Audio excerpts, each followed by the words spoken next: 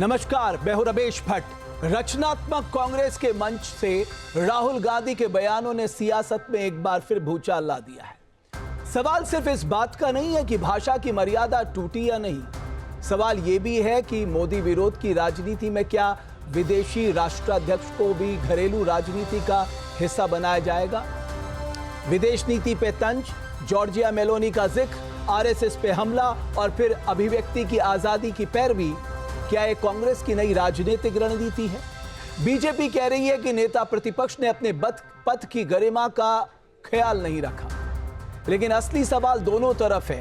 क्या राजनीति में भाषा का स्तर और नीचे जाएगा और चीन, राष्ट्रीय सुरक्षा, विदेश नीति और लोकतंत्र जैसे असली मुद्दों पर सवाल कौन पूछेगा, जवाब कौन देगा?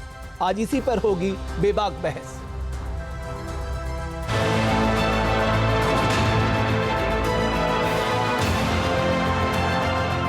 जो व्यवहार नेता प्रतिपक्ष ने किया वो अभारतीय है, अशोभनीय है, अलोकतांत्रिक है, मर्यादाओं की धज्जियां उड़ाने वाला है। जब सब कुछ ही मोदी जी हैं, हर चीज का श्रेय मोदी जी लेते हैं, जप्पियां डालने ये जाते हैं, पद का अपमान प्रधानमंत्री खुद कर रहे हैं, तो हम क्या, हमारी जरूरत थोड़ी उन्हें, वो खुद ही कर लेते हैं।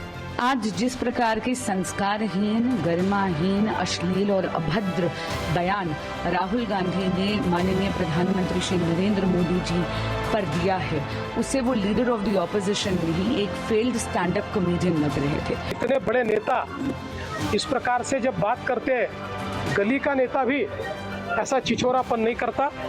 राहुल गांधी ने और संदीप दीक्षित ने देश की माफी मांगनी चाहिए। प्रधानमंत्री जी हमारे जहाँ जाते, जिस ढंग से मिलते, राहुल गांधी ने वही तो उठाया था। भारत की विदेश नीति इस समय सबसे कमजोर और भारत के हितों के सबसे ज्यादा मानसिक दिवालियेपन में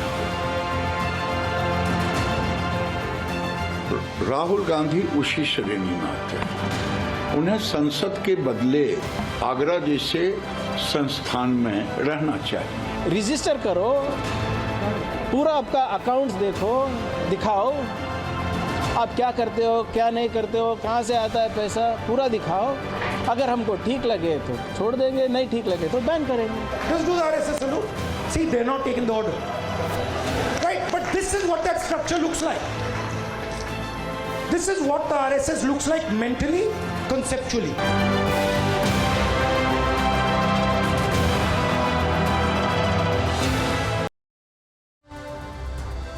और आज के हमारे सवाल हैं, क्या विरोध के नाम पर राहुल गांधी भाषा की मर्यादा भूल गए?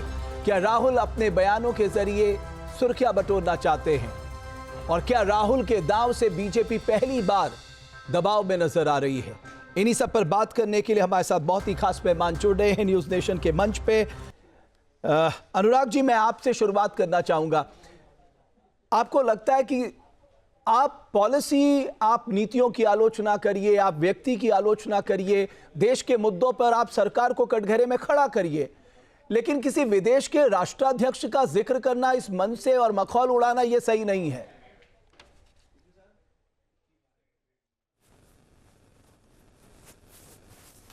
देखिए, जितना मैंने वो देखा, आप जितना दिखा रहे हैं, उसमें मैंने देखा कि राहुल गांधी जी कुछ एक्टिंग कर रहे थे, सामने वाले एक नेता आए और आपस में उनकी बातचीत हुई, एक जो बात हुई वो आपके सामने है। मुझे ऐसा लगा नहीं, ये बिल्कुल सच है, किसी महिला के प्रति किसी महिला का नाम लेना, और मुझे लगता है कि ये सही नहीं है। इसको तो मैं कतई जायज़ नहीं मानता हूँ। मैं बिल्कुल सही और साफ शब्दों में बोलता हूँ। ये मेरी सोचने का ढंग है कि हम महिला की जगह कोई और भी नाम ले सकते थे। ठीक है, उन्होंने महिला का नाम लिया, ये इसको मैं कभी इंडोर्स नहीं करूँगा। लेकिन दूसरा सवाल सबसे बड़ा है कि देश में क्या भारतीय जनता पार्टी और भारतीय जनता पार्टी की जो सरकार है, 2014 के बाद से क्या इनकी भाषा की मर्यादा नहीं गिरी? जिस तरह की भाषा की मर्यादा गिराई गई है और जिस तरह की भाषा का शब्दों का उपयोग हुआ है पार्लियामेंट के अंदर में, रमेश बिदुड़ी ने जिस शब्दों का उपयोग किया था, उस समय उनको सस्पेंड कर देते, टर्मिनेट कर देते, पार्लियामेंट से निकाल के बाहर फेंक देते, तो एक मैसेज दे पाते आप। या यहाँ पे हमारे छात्र जब धरना प्रदर्शन कर रहे थे तो कंगना जी ने जिस तरह का गटर बोला गया था, आप पार्टी से निकाल देते। हमारे युवाओं को, हमारे जेन जी को आप गटर से तुलना कर देंगे। और दूसरे एक और हैं, इनके एक नेता वो कह रहे थे क्या ये सब पंचर जोड़ने वाले हैं। आप अपने छात्रों को, अपने युवाओं को गटर से कंपेयर करेंगे, पंचर जोड़ने वाले से करेंगे, देश के संवैधानिक पद पर बैठे लोगों को गालियां देने लग जाएंगे पार्लियामेंट के अंदर में। उसके बाद और शब्दों का जो इस्तेमाल नहीं कर सकता, जो शब्दों का इस्तेमाल किया। और एक नेता का हमने अभी सुना है ट्वीट, हमने पढ़ा नहीं है, कि उन्होंने कुछ और भी कांग्रेस की एक बड़े नेता जो पहले हुआ करती थी उनके बारे में कुछ लिखा है। तो आप बताइए, मैं आपसे पूछना चाहता हूं कि क्या ये अगर किसी की भाषा की मर्यादा गिरी भी, तो आपने अपनी भाषा की मर्यादा क्यों गिरा दी? एक डिबेट में मेरे साथ भी एक महिला पत्रकार ने अपनी भाषा की मर्यादा गिराई, अभी 2 दिन पहले की बात है, लेकिन मैंने नहीं गिराई, क्योंकि उनकी भाषा की मर्यादा गिर सकती है। अगर मैं भी गिरा दूंगा तो हमें उनमें अंतर क्या रह जाएगा? अगर कांग्रेस के किसी नेता ने कुछ कहा महिला के लिए, और बीजेपी के नेता अगर कांग्रेस की महिलाओं के लिए या संवैधानिक पद पे बैठी नहीं उस समय के, उनके बारे में अगर लिखने लग जाएंगे तो फिर अंतर क्या है? मैं पूछना चाहता हूं। सिंह साहब, फिर सवाल क्या होता है? फिर बीजेपी किस मुंह से आती है बात करने के लिए कि नहीं महिलाओं का सम्मान नहीं होता, इस तरह की बात होती है? आप भी तो उसी गटर में जाके उस तरह की बातें कर रहे हो ना, नीचे उतर के। आपने क्यों इस तरह की बातें की? मैं पूछना चाहता हूं। कांग्रेस कह रही है कि जो आपने बोया है वही आप काट रहे हैं। अगर बीजेपी नहीं कर पा रही है, ठीक है, आ गया अनुराग जी, बात आ गई आपकी। रमेश, अच्छी बात। तो ये मैं बता रहा हूं। अब सुन तो लीजिए, एक लाइन आपने सही बोला। क्या तरीके लगातार मैं भी बोलूंगा। एक लाइन दीजिए 10 सेकंड। एक लाइन है, फिर आप बोलते रहिएगा। बोलिए प्लीज बोलिए। अरे एक लाइन में बोल लूं फिर बोलते रहिएगा। मैंने कहा भारतीय जनता पार्टी ने 2014 के बाद से जो भाषा की मर्यादा गिराई है, इसलिए कहते हैं बोया पेड़ बबूल का फल कहां से होए। जब बबूल का पेड़ बो के बैठे हुए हो, फिर आशा करते हो फल होंगे। आपकी गालियां सुना दूं तो एसएन सिंह आप भाग जाओगे, अगर वीडियो चला दूं तो जितनी गालियां आपके नेताओं ने दी हैं। एसएन जी बताइए अब। रमेश जी, इसलिए कहा जाता है ना, हाथ कंगन को अरसी क्या। हम चलिए कांग्रेस का बाद में जिक्र करते हैं, पहले जिन्होंने न्योता दिया उसी को वापस कर दीजिए। जब हमारी बहन बेटियों की पेंटी देख रहे थे इनके आजम खान साहब की, वो क्या पहनी है, ये गटर छाप भाषा नहीं थी। बाबा साहब को भूमाफिया कहना एक गटर छाप भाषा नहीं थी। भारत माता को डायन समाजवादी पार्टी के लोग कहते हैं, 2014 के बाद की भाषा है। अरे सबने देखा है, वो चाहे पिता को हो, चाहे परम पिता को हो, चाहे भाई को हो, चाहे देश के साथ अनर्गल कार्य करने का कार्य जो भी करता है वो गलत करता है। और अगर अनुराग भदौरिया समाजवादी पार्टी छोड़ के अगर इस तरह के चरित्र चित्रण करते तो स्वागत होता। लेकिन समाजवादी पार्टी का सब लोगों ने देखा है कि बहन मायावती जी के साथ क्या किए, और विधानसभा में कुर्सियां चला के कैसी कैसी, वो तो ऑन रिकॉर्ड होगी ना। ऐसा तो है नहीं कि वो रमेश भट्ट जी के चैनल पर चला होगा विधानसभा में जिस तरह की गाली गलौज करने का करके। हम अब आते हैं राहुल गांधी जी पे।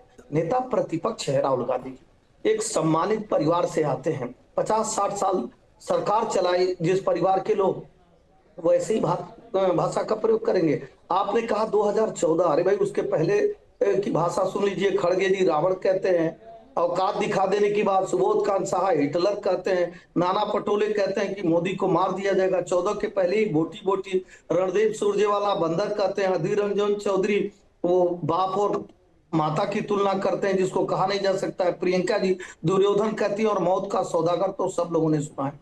तो इस तरह की अमर्यादित भाषाओं का प्रयोग किया जाता है। हाँ, हम कल के ही उस पे रहते हैं कि राहुल गांधी जी, अगर आप फ्रस्ट्रेशन के शिकार हो गए हैं साहब, तो इतना फ्रस्ट्रेट मत होइए। अगर आप किसी को जोकर कहते हैं और कोई पलट के पूछ देगा कि उस नाच में तो जोकर के साथ कोई और भी रहता है, नाचने वाली भी होता है, कैसा लगेगा?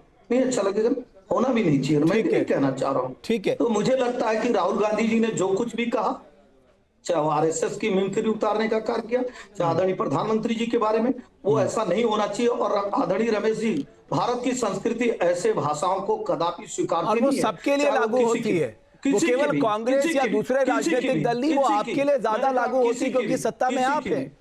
किसी की भी मैंने कहा, किसी की भी, लेकिन आप किसी को बता दीजिए कि प्रधानमंत्री जी के बारे में इस तरह से कहा 50 साल के। अरे सर, आप क्या बातें कर रहे हैं? मैं आपको एसएन सिंह साहब गिनाऊं? आपने प्रधानमंत्री मनमोहन सिंह को क्या क्या बोला? मौन मोहन, नाइट वॉच पेन, सरदार बट नॉट असरदार, पप्पू पीएम, रेनकोट पहनकर बाथरूम में नहाने की कला वाले पीएम। ये किसके लिए कहा गया था? ये डॉक्टर मनमोहन सिंह के लिए कहा गया था, जिन्होंने कभी किसी के ऊपर, मुझे याद है, व्यक्तिगत टिप्पणी नहीं की होगी। मैं उसी लिए कह रहा हूँ ना रमेश जी, जिस तरह से कहा जाता है तुम तड़ाम की भाषा कौन किया प्रधानमंत्री के लिए? कभी कोई कहा है कि मार के उसको डंडे से सर फोड़ दिया जाए? अरे डॉक्टर मनमोहन सिंह के लिए क्यों बोला, मुझे ये बताइए ना। डॉक्टर मनमोहन सिंह भी तो देश के प्रधानमंत्री रहे ना, वो तो बड़े शालीन व्यक्ति थे। मुझे नहीं लगता उन्होंने अपने सार्वजनिक जीवन में किसी के लिए भी अपशब्द बोला होगा आज तक। उनसे शालीन व्यक्ति कौन रहा भारत की राजनीति में? रमेश जी, 50 साल तक भारतीय जनता पार्टी और विपक्ष के लोग विपक्ष की भूमिका निभाते रहे, लेकिन इस तरह से किसी भी संगठन का मिमिक्री और मजाक नहीं उड़ाते रहे। कभी नहीं पूछा गया कि अंग्रेजों की बनाई गई पार्टी का रजिस्ट्रेशन किसने किया था, ये हुम कौन था? प्रॉब्लम क्या है एसएन सिंह साहब, मैं आपसे बात करता हूं, फिर क्यों किया? मैं आपसे बात करता हूं एक बीमारी की, आप चले जाते हैं दूसरी बीमारी पे। मेरा सिर्फ ये कहना है कि आज आप खड़े होकर ये कहने की स्थिति में है, चाहे मेरा दल हो चाहे किसी और दल का व्यक्ति हो, हमें भाषा की मर्यादा, भाषा की गरिमा नहीं लांघनी चाहिए। मुद्दा ये है। रमेश जी, तो आप बताइए ना, प्रधानमंत्री को कौन गाली देने का कार्य करता है? आप किसी को एक मजाकिया लहजे में कुछ कह सकते हैं, ठीक है, लेकिन जिस तरह से अपमानित बातें की जाती, कांग्रेस के एक प्रवक्ता के द्वारा आदरणीय प्रधानमंत्री जी की माता की तुलना डॉलर से करने का कार्य किया जाता है। कौन सी पार्टी ने किसी भी प्रधानमंत्री जो ये बोल रहा है ये बहुत शर्मनाक बात है साहब। आप अपनी सस्ती लोकप्रियता के लिए इस तरह के बयान देते। शुभ्रांशु राय साहब, पहले तो धन्यवाद न्यूज नेशन के मंच पे आने के लिए। आप करिए साहब, आप सरकार की खूब आलोचना करिए, उनकी पॉलिसी की आलोचना करिए, foreign policy, economic policy, social policy, farmer policy, youth policy, education policy, health policy, सबको आप क्रिटिसाइज करिए। बट किसी दूसरे देश की राष्ट्राध्यक्ष का इस तरह से जिक्र करना अपने मंच में, ये तो सरासर गलत है साहब।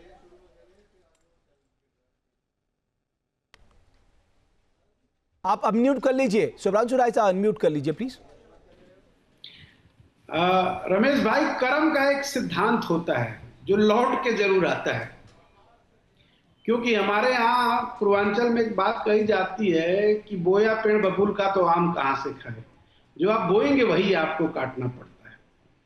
आपने बिल्कुल सही कहा, लोकतंत्र में मर्यादा का पालन होना चाहिए, लेकिन सवाल ये पैदा होता है कि अगर मार्गदर्शन देने का काम कांग्रेस की विधवा, हाइब्रिड बछड़ा, ताड़का की हंसी, ठीक है, रेनकोट पहन के नहाना, उसके बाद पता नहीं ऐसी अनगिनत कितनी बातें आपने दूसरों के लिए कही, तो ये तो समाज है ना भाई साहब। जब आप पे लौटाने की बारी आई तो आपको हेलो फ्रेंड्स याद आने लगे रात को 2 बजे। एक बात। दूसरी इंपॉर्टेंट बात, जब आप कहते हैं किसी को ना, जब पहला साल आपका था 2014 से 19 ना, तो आप हमारी कमियां गिना सकते थे। अब 12 साल हो गए, अब आपकी कमियों की पुनरावृत्ति हो रही है। हमारी वो फॉरेन पॉलिसी है, हमने एक नई फॉरेन पॉलिसी सीखी है, किसी के जबरदस्ती गले पड़ना। गले लगना और गले पड़ना में अंतर होता है। शुभ्रांशु राय साहब, मैं इस पे आता हूं, लेकिन आप मुझे सिर्फ इतना बताइए, क्या जॉर्जिया मेलोनी का नाम लेना जरूरी था उस मंच में? बस इतना मुझे बता दीजिए, और नहीं था तो फिर संदीप दीक्षित ने अभी तक माफी क्यों नहीं मांगी? नहीं, देखिए, पहली इंपॉर्टेंट बात यह है कि कोई किसी का नाम क्यों ले रहा है, जब नाम वाला खुद ही कह रहा है कि आज की डेट में मैं मेलोनी का एक ट्वीट मैं आपको शेयर करता हूं और याद दिलाता हूं। जब मेलोडी चॉकलेट गिफ्ट किया गया था ना, तो उसके बाद उनका ट्वीट आया था कि we are best couple into the internet. अच्छे दोस्त हैं लोग, हो सकते हैं, सवाल ये नहीं है। फॉरेन पॉलिसी का मतलब किसी के व्यक्तिगत नामों से नहीं होता है। मेरा सिर्फ एक कंसर्न है अपने प्रिय प्रधानमंत्री को लेकर, क्योंकि वो मेरे भी प्रिय प्रधानमंत्री हैं। वो भारतीय जनता पार्टी के नेता बाद में है। मुझे लगता है कि उन्होंने बाकी जो दूसरों की माँ बहनों के लिए बयान दिया है, 50 करोड़ की गर्लफ्रेंड आईपीएल के मैच के दौरान उन्होंने दिया था, वो भारतीय जनता पार्टी के नेता के रूप में दिए होंगे, लेकिन मेरे लिए भी वो पूजनीय और श्रद्धेय हैं। लेकिन सवाल यही पैदा होता है ना कि रमेश जी, जो आप रास्ता कर कर दिखाएंगे, देश तो वही देखेगा ना।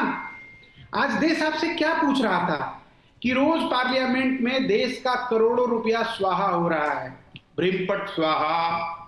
तो अब आपसे 2 जवाब मांगा विपक्ष ने। पहला ये कि आने वाले भारत के कल के भविष्य पे गोलियां किसने चलवाई, आपको जवाब देना था पार्लियामेंट में आके। ठीक है। दूसरी बात ये, नहीं रुकिए रमेश जी, रुकिए। दूसरी इंपॉर्टेंट बात यह थी कि जो हम आत्मनिर्भर भारत का हर जगह चर्चा करते हैं, आत्मनिर्भर भारत हो गया, आत्मनिर्भर भारत में आपने मंदिर निर्माण का काम किया और आत्मनिर्भर भारत में आपने उसी मंदिर में चंदे की डकैती कर ली।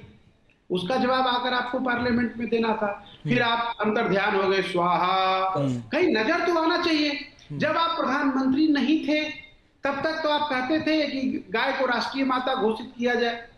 जब आप प्रधानमंत्री हो गए तो जो गाय के कत्ल खाने चलाते हैं, जो कंपनियां, उन्हीं से आप चुनावी चंदा लेने लगे। तो ये कैसा हिंदुत्व है? शुभ्रांशु, आ गई बात आपकी शुभ्रांशु राय साहब, आ गई। लेकिन अभी तक आपने ये एक्सेप्ट नहीं किया कि साहब उस मंच से ये जिक्र नहीं होना था। साहब इतनी हिम्मत दिखानी चाहिए, सार्वजनिक जीवन में जो लोग भी हैं उन्हें इतनी हिम्मत दिखानी चाहिए। अगर हम गलत को गलत नहीं कहेंगे तो फिर कैसे होगा? मैं आता हूं शुभ्रांशु राय साहब, मैं बिल्कुल कहना चाहिए, थोड़ा 5 सेकंड लीजिए। बिल्कुल गलत को गलत कहना चाहिए, लेकिन ये परिपाटी अगर नरेंद्र मोदी जी ने शुरू किया होता, जब पार्लियामेंट में उनका एक मेंबर ऑफ पार्लियामेंट ओ कटवे, ओ भड़वे, जब वो बोल रहा था उस दिन कुछ एक्शन लेकर दिखाए होते तो समझ में आता है कि गलत को गलत ओके, ठीक है। तब तो वो चुप थे। वो भी गलत था साहब, वो तो सबसे दुखदाई था कि देश की संसद में इस तरह की बात कहना ये बेहद शर्मनाक था। मुझे लगता है इसीलिए आज वो पार्लियामेंट में भी नहीं है। यही कारण है कि जिन्होंने ये कहा वो आज पार्लियामेंट में नहीं है, लेकिन उन्हें उसी दिन निकाल दिया जाना चाहिए था। ये बात बिल्कुल सही है आपकी। ओके, अब मैं समझता हूं अभी मैं क्या ब्रिजमोहन श्रीवास्तव साहब मैं गलत कह रहा हूं क्या? इमीडिएट निकाल देना चाहिए था। हमें नजीर पेश करनी होगी साहब इस देश में। इस देश में मैं अभी आपको दिखाऊंगा कि कैसा नेता प्रतिपक्ष होता था और उसकी सद्भावना क्या होती थी सत्ता पक्ष के लिए। मैं भी सुना दूंगा आप लोगों को, लेकिन ब्रिजमोहन जी आप बोलिए।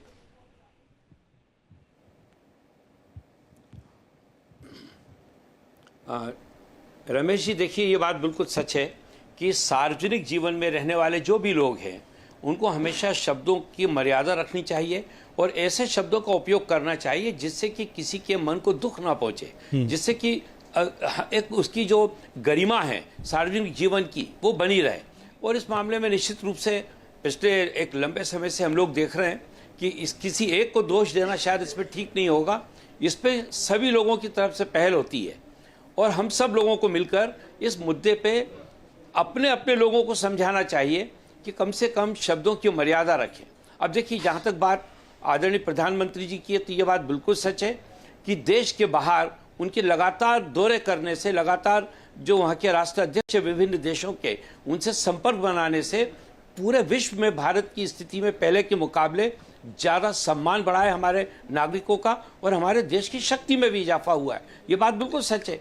अब ऐसी स्थिति में जब उनकी विदेश नीति, हर व्यक्ति का अपना काम करने का तरीका होता है। आदरणीय प्रधानमंत्री जी ने अगर विदेश नीति की जो अपना एक स्टाइल उन्होंने जो डेवलप की है उससे लाभ हुआ है, उससे कोई नुकसान नहीं हुआ, तो उसकी आलोचना करना मैं सोचता हूँ कि ठीक नहीं है। और जिस प्रकार से आलोचना की गई है उससे आदरणीय राहुल गांधी जी की खुद की छवि प्रभावित होती है, क्योंकि उनके परिवार की इस देश में एक सम्मान है, एक बड़ा नाम है, तो उनको उसकी गरिमा के अनुरूप अपनी बातों का और अपने व्यवहार को रखना चाहिए, जो उस दिन उन्होंने नहीं रखा है। इसलिए इतनी चर्चा हो रही है। तो लेकिन सबको रखना चाहिए। मैं कह रहा हूं केवल नेता प्रतिपक्ष को नहीं, प्रधानमंत्री को भी इस बात का ध्यान रखना चाहिए, दूसरे नेताओं को भी इस बात का ध्यान रखना चाहिए, जो ट्विटर पे लिखते हैं तमाम तरह की चीजें उनको इस बात का ध्यान रखना चाहिए। साहब, अगर ये बात सच है, अगर हम अच्छी भाषा का प्रयोग दूसरों के लिए नहीं करेंगे तो कैसे चलेगा? ये बहुत जरूरी है। लेकिन चलिए दूसरे मुद्दे पे मैं जो आता हूं ये है कि बोलने की आजादी। अनुराग जी, मैं आपसे कहना चाहता हूं, हाँ अनुराग जी, दूसरा जो मुद्दा आता है कि नेता प्रतिपक्ष कह रहे हैं कि साहब खुलकर बोलिए, डरिए मत, बोलने की आजादी। बोलने की आजादी में कहां रोक लगी है?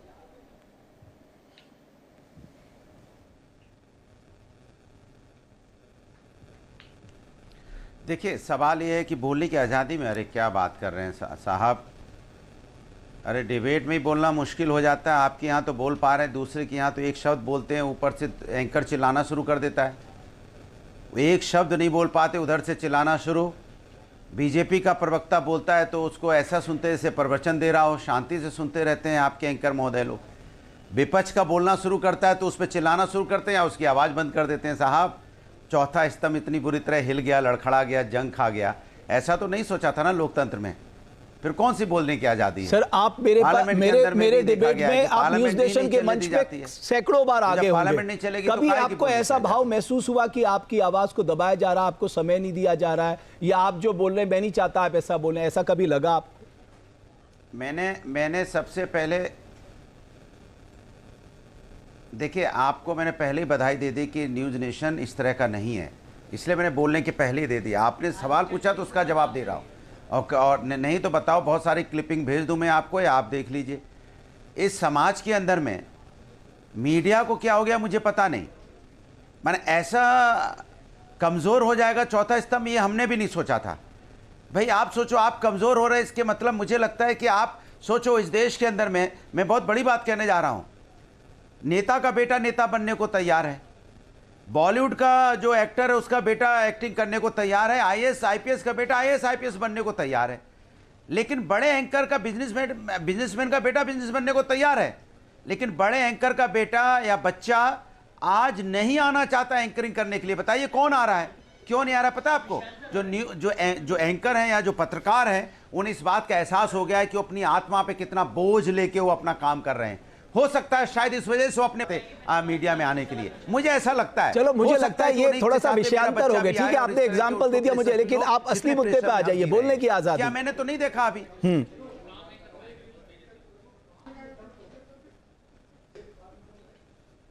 इसलिए मैं तो इसी को बोलने की आजादी से जोड़ रहे हैं। जब एक पत्रकार अपने बच्चे को, मैं चाह रहा हूं, मैं जानता हूं वो पत्रकार नहीं बनने देना चाह रहा होगा, ऐसा मैं एज्यूम कर रहा हूं क्योंकि आते हुए देख नहीं रहा हूं मैं।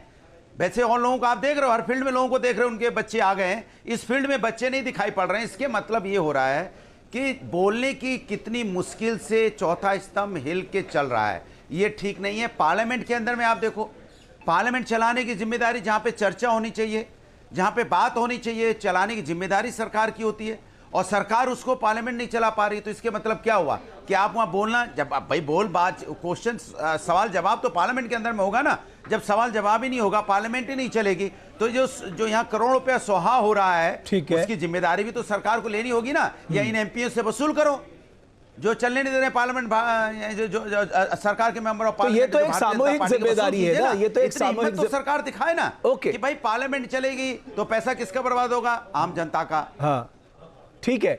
एसएन सिंह साहब, ये जो जेनजी सामने आया उसने लोगों को एक ताकत दी कि आप बिना दबाव के बोलो, जो सही बात है वो बिल्कुल बोलो, अपने सवाल पूछो, अपने मुद्दे रखो, और देश की सरकार को जवाबदेह बनाओ। रमेश जी, प्रत्यक्ष को प्रमाण की क्या आवश्यकता है? तो आपके सामने दिख रहा है कि हमारे मित्र भी हैं, भदौरिया नाम भी है, अनुराग भदौरिया जी, डंके की चोट पे हर जगह बोलते हैं, सब लोग बोलने देते हैं, लेकिन इस सरकार में इतना बोलते हैं कि इनके पार्टी के कुछ प्रवक्ता कहते हैं कि हमारी सरकार आएगी, ऑन रिकॉर्ड करते तो एंकरों को मैं स्टूडियो से उठवा ले जाऊंगा। जोगेंद्र नाम का एक पत्रकार था, उसने लिखित कंप्लेन किया था, साहब लिखित कंप्लेन समाजवादी पार्टी की सरकार में कि हमारी हत्या एक मंत्री करा देंगे, और बाद में वो जला के मार दिया जाता है। ये सबने देखा है। समाजवादी पार्टी के बहुत सारे प्रवक्ता इसी टीवी चैनल पर बैठते हैं, रमेश जी, और इसी एसएन सिंह को गाली देते हैं, माँ बहन की गाली देते हैं। खुद मैं इसका पीड़ित हूं, और भदौरिया जी एक शब्द भी उसमें नहीं बोलते हैं। ये सब ने देखा है कि आज सब लोग स्वतंत्र अपनी बात कहते हैं, और आपके चैनल पर तो और अच्छे से अपनी बात कहते हैं। अब आते हैं कांग्रेस की बात। बड़ी अच्छी बात हमारे सुब्रांश जी ने कहा, सब लौट कर आता है। अरे भैया, राहुल गांधी जी किस मैटर में विदेश में बंद हो गए थे, और कौन सी वो विदेशी नीति थी? भारतीय जनता पार्टी की सरकार थी, भारतीय जनता पार्टी ने क्या नीति आपको अपनाई वो किसी से छुपा नहीं है, दर्शक ढूंढ भी लेंगे और जान भी जाएंगे। आपने कहा लौट के आता है, तो स्वर्गीय आदरणीय इंदिरा गांधी जी, हमारी भी सबसे प्रिय प्रधानमंत्री, स्वर्गीय इंदिरा गांधी जी के साथ अगर कोई गले मिलता है, हमने कोई मिमिक्री की हो तो आप बताइए। एक देश का दूसरे देश से रिश्ता है, एक देश का दूसरी देश से लगाव है, एक दूसरे देश का दूसरे देश से संबंध है, और एक देश में अगर कोई ऐसी चीजें नेता प्रतिपक्ष करता है और वो बातें अगर दूसरे देश में जाती है, खास करके महिलाओं की बातें जाती हैं, तो महिलाओं के प्रति किस तरह का सोच ये दर्शाता है। अगर इसको जस्टिफाई मित्र सुब्रांश राय जी कर रहे हैं तो अच्छी बात, मैं तो कह रहा हूँ, और इसी तरह से विपक्ष के नेता बने रहिए, और 10 गाली के बजाय आप 50-60 गाली देते रहिए, हमारी मदद करते रहिए, भारतीय जनता पार्टी की। ओके, सुब्रांशु जी, ठीक है सिंह साहब, सुब्रांशु जी। तीन बातें हैं। पहला, बोलने की आजादी। हमने देखा सबने कि एक 15 साल की बच्ची ने जंतर मंतर पे कुछ कहा और उसको जबरदस्ती माफी मंगवाई गई और पूरे मीडिया में चलाया गया, जिससे हमारा ईगो और हम शांत हुआ। सबने देखा है। सेंसर कब लगा था? सेंसर। दूसरा, हमने देखा बोलने की आजादी पार्लियामेंट के अंदर 24 घंटे चैनलों पे चलाया गया। कल गृह मंत्री आएंगे, जवाब देंगे। गृह मंत्री पार्लियामेंट के अंदर गए, वंदे मातरम का गीत हुआ और उसके बाद के लिए संविधान बदल गया, पार्लियामेंट स्थगित कर दी गई। सीरियस। तीसरी इंपॉर्टेंट बात, रमेश भट्ट जी, हिंदू धर्म में ना मामा की लड़की, फुआ की लड़की, मौसी की बेटी, ये सब बहन कहलाती हैं, बहन होती हैं, क्योंकि इनके साथ सीधा ना रक्त का संबंध होता है। कुछ ऐसे भी समाज में निर्लज। अब शुभ्रांशु राय साहब, मुझे लगता है फिर व्यक्तिगत टिप्पणी नहीं करनी चाहिए। सुनिए ना, नहीं रमेश जी, पूरा ये गलत बात है साहब। अब फिर आप भी उसी स्तर पे जाके बात कर रहे हैं। अभी इन्होंने जिक्र किया तो आंसर तो देना पड़ेगा। सुनिए, तो मैं चाहता हूं कि आप सब लोग बहुत मर्यादित लोग हैं, बहुत अच्छे लोग हैं, तो मर्यादित भाषा का प्रयोग करें। और क्या फर्क पड़ता है एक दूसरे को इस तरह की भाषा का इस्तेमाल करके? मैं बिल्कुल मर्यादा के साथ जवाब दूंगा। आप सुनिए, यकीन मानिए, विश्वास करिए आप मेरे शब्दों को, ठीक है? तो हमारे लिए बहन की मर्यादा बहन जैसी होती है, लेकिन कुछ निर्लज नीच टाइप के लोग होते हैं जो बहन और भाई के रिश्ते को नहीं समझते।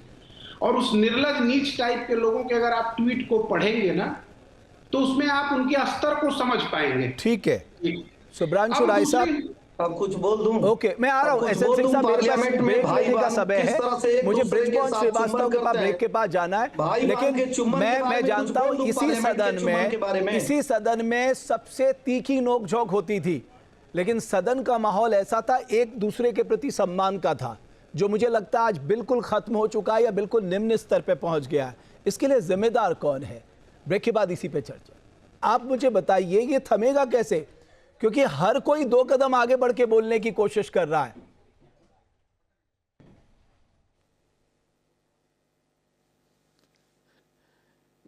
रमेश जी, अभी आपने जो बात की शुरुआत की थी उसमें आपने कहा था बोलने की आज़ादी।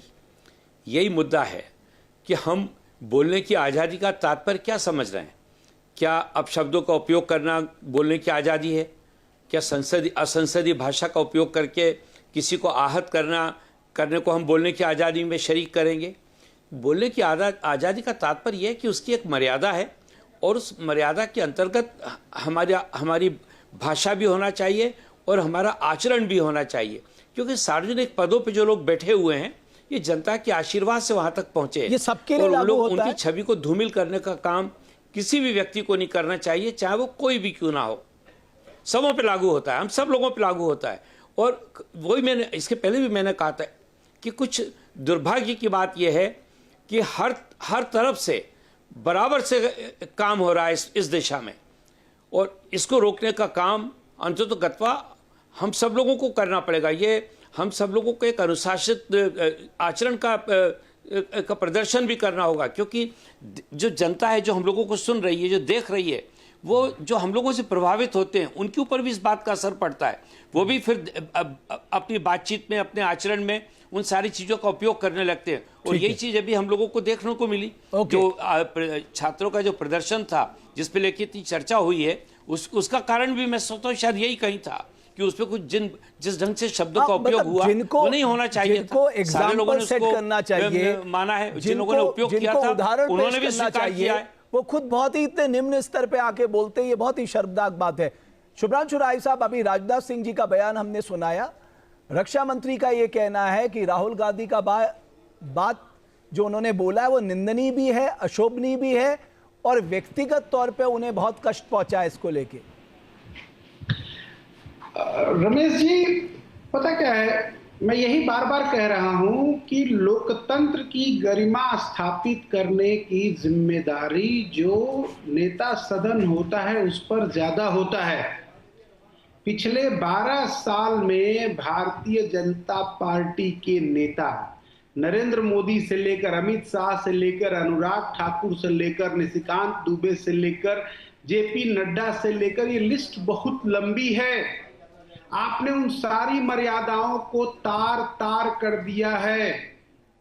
एक बात को आप फिर से समझिए, अगर आपके शो में हम सब अपनी बात खुल के कह पा रहे हैं तो इसलिए हम आपकी तारीफ कर रहे हैं। दूसरे शो में बोलने से पहले ही रोक टोक शुरू हो जाता है ना, तो बात जो सच्चाई है उसकी चर्चा हो रही है।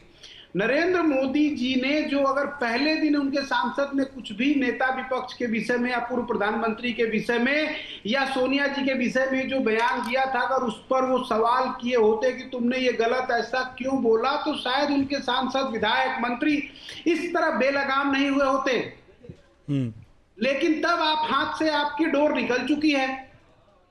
अगर आप कल के डेट में आप ये परिपाटी बनाए होते कि मुख्यमंत्री आवास में अखिलेश जी के जाने के बाद आपको मुख्यमंत्री आवास को गंगाजल से नहीं धुलवाना पड़ता, कांग्रेस पार्टी के राष्ट्रीय अध्यक्ष के भाषण के बाद हल्द्वानी में आपको पूजा पाठ और हवन नहीं कराना पड़ता, तो लगता कि आप सबका साथ और सबके विकास की बात कर रहे हो।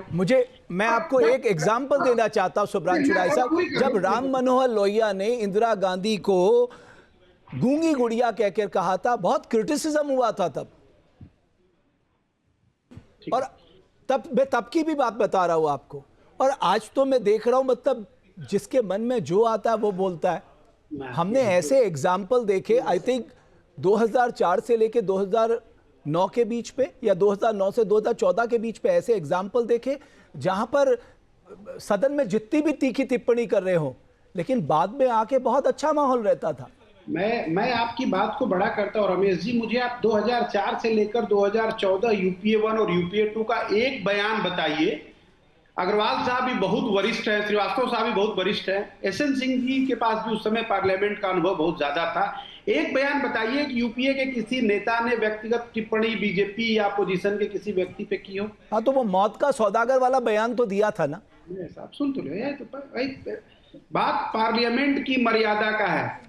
अरे सर, मर्यादा सार्वजनिक जीवन में है, पार्लियामेंट पे तो आप असंसदीय शब्द कहेंगे वो हट जाएंगे पूरी कार्यवाही से, लेकिन सार्वजनिक जीवन में अगर सार्वजनिक मंचों से ऐसे बयान देंगे वो कभी नहीं हटते। उसी बात को आपको कह रहा हूं। आप सुनिए, मौत का सौदागर शब्द अगर इस्तेमाल हुआ था तो 50 करोड़ की गर्लफ्रेंड भी उसी समय इस्तेमाल करी थी नरेंद्र मोदी जी ने। कांग्रेस की विधवा भी नरेंद्र मोदी जी ने उसी समय कहा था। हाइब्रिड बछड़ा भी नरेंद्र मोदी जी ने उसी समय कहा था। ये सब आसमान से नहीं आए थे। आप एक बात को समझिए, मैं यही तो बार बार आपको कहने की कोशिश कर रहा हूं। अब यहाँ बृजमोहन श्रीवास्तव साहब बैठे, इतने वरिष्ठ हैं। सर, आप अपनी लेगेसी का ख्याल क्यों नहीं रखते? सुब्रांशु राय साहब, आप जस्टिफाइड कर रहे हैं। कल जो रचनात्मक कांग्रेस के मंच पे वो जस्टिफाइड कर रहे हैं। मैं आपको एग्जाम्पल देता हूं सर, मैं आपको एग्जाम्पल देता हूं। नेहरू जी के खिलाफ जेबी कृपलानी, राम मनोहर लोहिया, हिरेन मुखर्जी, एचबी कामत कितना मुखर होते थे। नेहरू जी ने कभी पलट के जवाब नहीं दिया। नेहरू जी ने नहीं कहा दीज बंच ऑफ जोकर्स, नहीं कहा। सुन तो लीजिए ना, सुनिए ना, मैं जस्टिफाई नहीं कर रहा हूं। ये T20 का दौर है, जो आप बोलोगे वो आप सुनोगे, ठीक है? अगर मर्यादा आप नहीं रखोगे तो हम नहीं रखेंगे। आप मुझे कुछ बोल कर दिखाओ, मैं भी आपको जवाब देता हूं। आप मुझे बोलो और मैं जी करता रहूं। हाँ, एक तो आपने देश के युवाओं के ऊपर गोली चला दी, बच्चों के ऊपर गोली चला दी, ऊपर से आप बात कर रहे हो कि मैं जी करूं। एक तो आपने किसानों का हित बर्बाद करने के लिए 9.5 लाख करोड़ रुपए का कर ली। एक तो आपने राम मंदिर में डकैती कर ली। एक तो आपने गौ मांस के कत्लखानों से चंदा ले लिया और आप कह रहे हो। आप गई सुब्रांशु राय साहब, आपका पूरी बात आ गई। अब एसएन सिंह साहब आप जवाब दे दीजिए। अच्छे 2-3 बातें कहूंगा। सुब्रांशु जी ने कहा नीच, निकृष्ट और एक शब्द और उन्होंने जोड़ने का कार्य किया, भारत की संस्कृति और धर्म के बारे में कहा, खास करके तो हिंदू धर्म में आदरणीय रमेश जी, और यहाँ आदरणीय करके कह रहा हूँ सुब्रांशु जी, हिंदू धर्म में भाई बहन अगर बड़े हो जाते हैं तो सार्वजनिक जगह पर, वो तो पार्लियामेंट था, सार्वजनिक जगह पे भी चुम्बन करना मना होता है। और किसने किया वो रिसर्च करके आप देख लीजिएगा। और मैं आपके नेता और आपके बड़े नेता के बारे में कोई टिप्पणी नहीं करूंगा, ये नहीं होना चाहिए। एक बात। दूसरी बात मैं कहूंगा, ये स्वतंत्रता है, प्रेस की स्वतंत्रता, फ्रीडम ऑफ स्पीच को कौन बदलने का कार्य किया? कौन बंदी बनाने का कार्य किया? देश में इमरजेंसी लगाने का कौन कार्य किया? चुनी हुई सरकारों को गिराने का कार्य कौन किया? ये सभी कार्य आपने किया। चूंकि आज चर्चा इस बात पर हो रही कि संसदीय भाषा, संसदीय मर्यादा, और आदरणीय रमेश जी ने दोबारा भी इस बात को कहा था कि नेता प्रतिपक्ष रहते कोई भी 7-8 लोगों का नाम उन्होंने बताया, वो कोई भी इस तरह की भाषा कहे हो तो वो अशोभनीय हो सकती है और उसको स्वीकार रहेगा। लास्ट बात कहूंगा, अगर लगता है कांग्रेस के प्रवक्ता को ये कांग्रेस के नेता ने अच्छा किया है तो स्वागत है, हम सम्मान के सहित कहते हैं। अच्छा है कि आप ऐसे भाषाओं का प्रयोग करते रहिए, बार बार प्रयोग करते रहिए। और आपने जो कहा कि न्योता वापस जाएगा, तो नेहरू और एडवीना का जिक्र ऐसे भी सब लोग जानते हैं। इंदिरा जी प्रधानमंत्री थी और ब्रह्मचारी जी का जिक्र हम नहीं कर सकते हैं, संजय गांधी जी को इसमें नहीं घुसेड़ सकते हैं। इसलिए कृपया व्यक्तिगत टिप्पणी, व्यक्तिगत चीजों में चले जाइए। नीच, बेशर्म और ये सब भाषा कहना मुझे लगता है कि चैनल पर भी शोभा नहीं देता। मैं हाथ जोड़कर प्रार्थना करता हूं आपसे, अगर आपको लगता है कि आपके नेता ने अच्छा कहा है तो अच्छा कहा है। हम जरूर कहेंगे कि आपके नेता ने नहीं अच्छा कहा। एसएन सिंह साहब फिर से कहूंगा कि जो अब हमारे साथ है ही नहीं, जो इस धरती पे नहीं है, आप उनको गलत तरीके से प्रस्तुत करें या वो भी मुझे लगता है ये भी मर्यादित नहीं है। मैं तो सुब्रमण्यम स्वामी के बयान पे जवाब देने के लिए नहीं है उसको क्या आप वो करेंगे? सुब्रांशु जी, उसके बाद अनुराग भदौरिया साहब। सुब्रांशु जी 10 सेकंड, उसके बाद अनुराग भदौरिया साहब। अच्छी बात बताऊं, मैं ना एक्चुअली मानसी सोनी का जिक्र नहीं करना चाह रहा था, क्योंकि मैं चाह रहा था कि ये मुझे लगता है, देखिए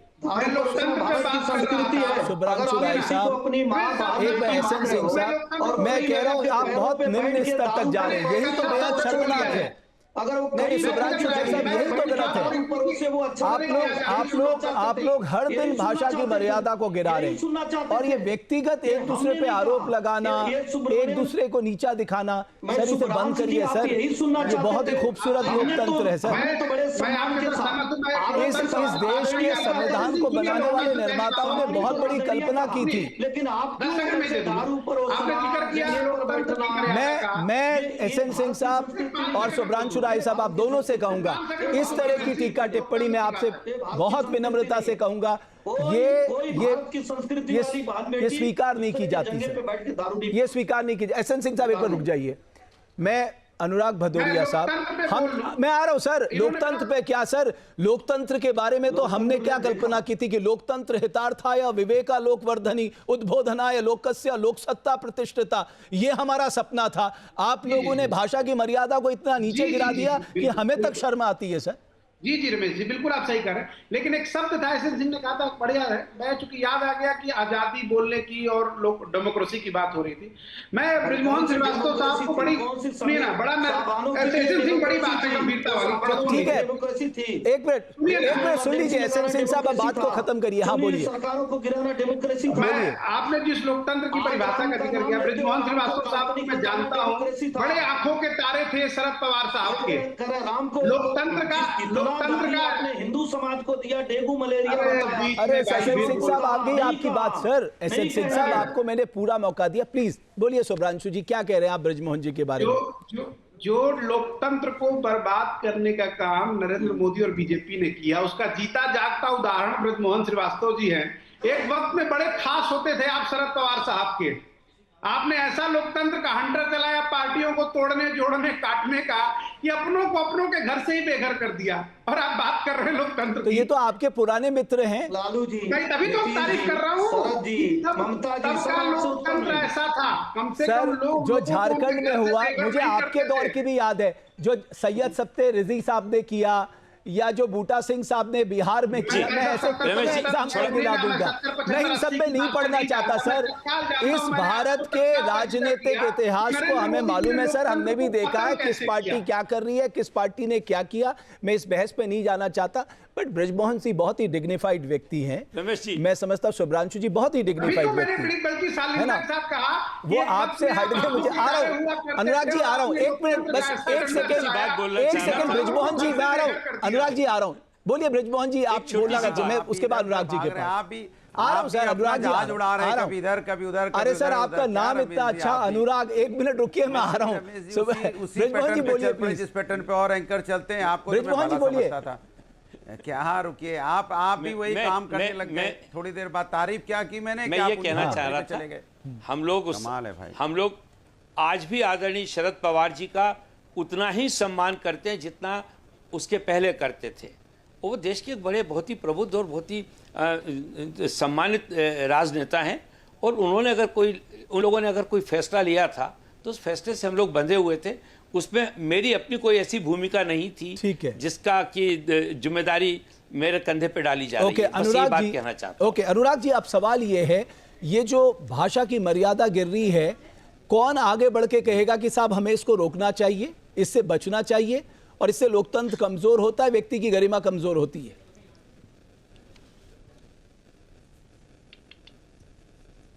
देखिए, मुझे बहुत अफसोस और तकलीफ के साथ कहना पड़ रहा है कि आपकी डिबेट में बैठने के बाद बीजेपी के प्रवक्ताओं ने जो इतिहास की बातों को छेड़ के जो भाषा की निम्न स्तर पे लेके गए, ये ठीक नहीं था। अगर मुझे आपको किसी ने कोई गाली दी है तो आप पलट के उसको प्यार से बोलते तो आपका सम्मान बढ़ता। कोई आपको अगर माँ की गाली दे देगा, पलट के माँ की गाली दे दोगे, इसके मतलब आपके जहन में भी वही गाली बसी हुई है।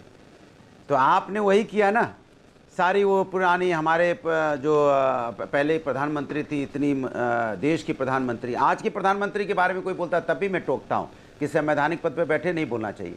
और जो हमारे देश में महिला प्रधानमंत्री रही उनके बारे में भी आपने बोला, इसके लिए भी आपको टोकता हूँ। तो आप लोगों की मानसिकता दूषित हो चुकी है, आपका कुछ नहीं हो सकता। आप लोगों को जाके वाजपेयी जी को पढ़ना चाहिए। वाजपेयी जी की जो भारतीय जनता पार्टी थी कितनी अच्छी और शुद्ध थी, जिसमें विचार था, हमारा वैचारिक मतभेद था, हमारा व्यक्तिगत मतभेद नहीं था, मनभेद भी नहीं था। तो वाजपेयी जी को क्यों नहीं पढ़ते आप लोग भाई? आपके यहाँ क्या हो गया कि वाजपेयी जी के पद चिन्हों पे आप लोग नहीं चलना चाहते? अब नई बीजेपी है, पति अपने ही एंगल पे चल रही, गाली गलौज, दूसरे को नीचा दिखाना, दूसरे को एकदम निम्न कोटि का दिखाना, ये क्या है? अरे सरकारें आती जाती हैं, ऐसा नहीं है एसएन सिंह साहब कि सरकार हमेशा रहेगी। उसके बाद किसको मुंह दिखाओगे जब सरकार नहीं रहेगी? तब मुंह छुपा के घूमोगे क्या? आपको ये सब भाषाएं अच्छी लगती क्या? किसी ने, मुझे भी, मेरे साथ भी कई बार होता है, कोई फालतू बदतमीजी वाली बातें कर देता है तो मैं उसका सम्मान करता हूं। यही हिंदुस्तान की संस्कृति संस्कार रहा है, यही हमारे गांधी जी का रहा है कि आपको किसी ने एक थप्पड़ मारा है तो उसका दूसरा गाल बढ़ाओ, अपने आप शर्मा जाएगा। और यही अहिंसा का पाठ होता है। आप कैसी बातें कर रहे हो? आप लोग तो तुरंत कहने नहीं, ऐसा बोला गया है, बोला किसके लिए गया? और आप अपनी देश की, यहाँ पे हमारी प्रधानमंत्री थी, उनको अपमानित करने लग गए, अपने देश की पूर्व प्रधानमंत्री जी को। कमाल की बात कर रहे हैं, इतना गिरोगे आप लोग, मैंने नहीं सोचा था। मैंने तो बोला किसी महिला का नाम लेना ठीक नहीं है मंच पे, लेकिन आप लोग तो इतना गिर गए कि अपने देश की पूर्व प्रधानमंत्री के बारे में उल्टा सीधा बोलने लग गए। अरे उसी प्रधानमंत्री पद पे आज के प्रधानमंत्री बताइए ना कि मुलायम सिंह के साथ क्या किए, प्रधानमंत्री की बताइए कि मुख्यमंत्री जी आप लोग इतना गिर जाओगे, ऐसा नहीं सोचा था, कि एफआईआर दर्ज ऐसा नहीं सोचा फिर रहते। इतना नहीं। अच्छा, कितनी पढ़ाई की है? पढ़े हो कि नहीं हो? भदौरिया जी एक बार, अच्छा, पढ़े हो कि नहीं हो? पहले बता दो, पढ़ाई की है? पढ़ाई की है? आप चिंता करेंगे? अरे पढ़ाई की है तो बताओ, थोड़ा आपसे दो मत पढ़ाई की बात कर लूं। एफआईआर हुआ था और 1 महीने तक आप घूम जाते और आप यहाँ बैठ के ज्ञान दे रहे हैं। अनुराग जी, किसी की पढ़ाई को टेस्ट करने के लिए मत बैठिए। अरे तो मैंने कोई गाली नहीं दी थी, ठीक है, गाली आपके अनुराग जी, लेकिन एसएन सिंह साहब असली मुद्दा जो हमने उठाया कि साहब ये जो गिरावट आ रही है इसे कैसे रोका जाए, कम से कम आप ही एग्जाम्पल सेट कर दीजिए कि आप व्यक्तिगत हमला करना जानते हैं। मैं बात कर रहा हूँ राष्ट्र की, आप बात करो व्यक्तिगत की। शर्म आती है मुझे आप जैसे लोगों से बात करते हुए कि व्यक्तिगत हमला करते हो।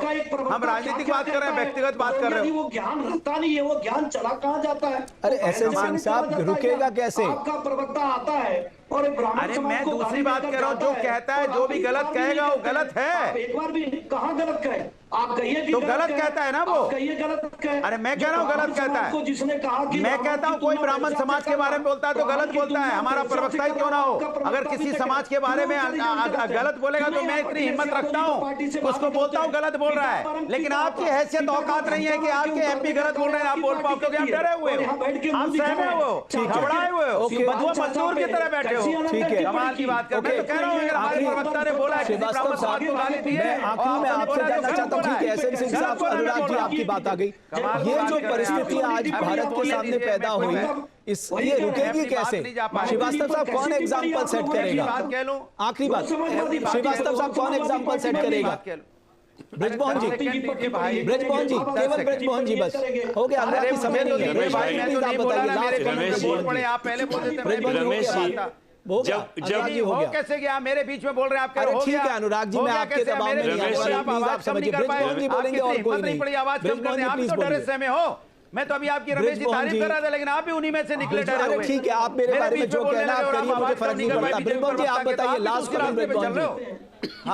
अरे हमने तो सुना था उनको ना, हमने पूरी बात सुनी, लेकिन आपकी आगे अनुराग जी, आपने अपनी बात कह ली, समय का मेरे पास पाबंदी होती है। ब्रिजमोहन जी प्लीज, आपको बहुत टाइम मिला सर। ब्रिजमोहन जी आखिरी कमेंट आप बोलिए और कोई नहीं। 10 सेकंड दीजिए, 10 सर सेकंड नहीं, आप नहीं, मेरे पास रमेश जी, ब्रिजमोहन जी इस मामले में मैं यही कहूंगा। ब्रिजमोहन जी बस आखिरी, नहीं अनुराग जी नहीं, ब्रिजमोहन जी आप मुझे बोलने दीजिए। नहीं सर, रमेश जी, इस मामले में सर यही मैंने है। आपको बहुत टाइम दे दिया सर, इसका- सबसे ज्यादा टाइम आपको इसका मिला। समाधान यही है गलत बात है, कि गलत मुझे- बात है। सर सही अन्याय गलत कर रहे हो आप ही आप, तय अन्याय कर करेंगे। रहे हो। मुझे मेरे आज करके आप अन्याय कर रहे हो। मेरा ऐसे प्रवक्ता को जिसको जब मेरे बोलने का पक्ष डर का है, जिसको व्यक्ति अगर प्रमोट कर गलत रहे हो बोल रहा आप, है जो दूसरों के बीच में बोलेगा आप उसे तो मुझे ये प्रमोट स्वीकार करोगे, करना क्या पड़ेगा नहीं, कि नहीं, मेरे ऐसा पक्ष नहीं के होता है। व्यक्ति ने अमर्यादित शब्दों का उपयोग किया है और उसे टोकना होगा। मुझे 5 सेकंड दे अभी दीजिए, मैं प्रभु। जितना मैंने अभी सुना आप यहाँ पे डिबेट में, हर व्यक्ति अपने पक्ष के नेता को तो समर्थन दे रहा है लेकिन दूसरे के ऊपर उंगली उठा रहा है। मेरा कहना है कि हमको अपने लोगों को समझाना पड़ेगा, अपने लोगों को बोलना पड़ेगा, तब जाकर ये व्यवस्था रुकेगी। क्योंकि हमको अगर खाली दूसरे का पक्ष हमको दिखता है और हमारे आदमी की गलती हमको नहीं दिखती है तो फिर ये कभी भी चीज ठीक नहीं हो पाएगी। नहीं हो सकती। और सही मैं बात, सोचता हम हूं जब कि इसके किसी पे लिए हम एक सब अंगुली लोगों को उठाते हैं तो कोशिश 3 करना अंगुली पड़ेगी। हमारी और इशारा सारे कर रही लोगों को होती है। एकमत होना ओके, पड़ेगा। आखिरी अनुराग जी बोलिए, बोलिए सर। देखिए, मैंने बोला अगर मेरी इतनी हिम्मत है कि मैं कह सकता हूं कि समाजवादी के प्रवक्ता ने अगर किसी भी समाज के खिलाफ गलत बोला है तो गलत किया है, नहीं बोलना चाहिए। मैं कंडम करता हूं। क्या आपकी हैसियत औकात है कि आपके जो एमपी गाली देते हैं आप उनको कंडम कीजिए कि रमेश बिदुड़ी ने गलत बोला उसको पार्टी से निकाल देना चाहिए? आपकी हैसियत औकात है? एहसन सिंह नहीं है, क्योंकि आप बंधुआ मजदूर हो। हम लोग बंधुआ मजदूर नहीं है। लोकतंत्र में हम लोग को फ्रीडम है बोलने की। अगर कोई गलत कर रहा है तो मैं बोलूंगा गलत कर रहा है। ओके, चाहे अनुराग जी समाजवादी का अभी प्रवक्ता 5 क्यों ना हो। सेकंड में अगर उसने गलत बोला है, मैं बोलता हूं गलत बोला है। आपकी नहीं बोलना चाहिए। अनुराग जी आगे, सिंह साहब लास्ट आपके लिए 5 सेकंड। मैं अभी आपसे और बड़ी विनम्रता से कहता हूं, मैं इनकी तरह नहीं कहता हूं, मैं बहुत विनम्रता से कहता हूं, हर आदमी को दूसरे का सम्मान करना चाहिए, यही भारत की बोलो, गलत बोला है। और गांव की संस्कृति तो यहाँ तक होती थी कि 2 लोगों में अगर दुश्मनी भी होता बोलो था, रमेश बिदुड़ी तो एक को व्यक्ति पार्टी से कहता निकालना था कि चाहिए। हाँ, बोलिए इनसे रमेश बिदुड़ी ने दुश्मनी गलत है, बोला। आपका काम है बोलो दूसरे कंगना का रनौत ने सम्मान गलत बोला। बोलिए लेकिन ना, जो आदमी मुंह में पिता दही का जम भी गया। सम्मान नहीं कर सकता, बोलिए जो कंगना अपने चाचा रनौत का जी ने सम्मान गलत नहीं बोला कर कटर सकता, वर्ड जो यूज भारत करके। माता का बोलिए सम्मान आप नहीं कर नहीं सकता, बोल जो पाएंगे, महिलाओं नहीं बोल के पाएंगे। सम्मान नहीं कर समय सकता, समाप्त हो गया है। पार्टी यहाँ बैठ के लेकिन भारतीय राजनीति में भाषा की मर्यादा की बहुत महत्वता है साहब, और जिस तरह से राजनीतिक दल एक के बाद एक इस भाषा की मर्यादा को गिरा रहे हैं, ये बहुत बड़ा सोचने का विषय है। चाहे वो पार्लियामेंट्री डेमोक्रेसी की बात हो, चाहे वो संसद की बात हो, चाहे वो सड़क की बात हो, हमें धारदार तर्क रखने चाहिए, लेकिन भाषा की गरिमा का भी ध्यान रखना चाहिए। अब देखना यह है इसकी पहल कौन करता है। बहुत धन्यवाद इस चर्चा को देखने के लिए।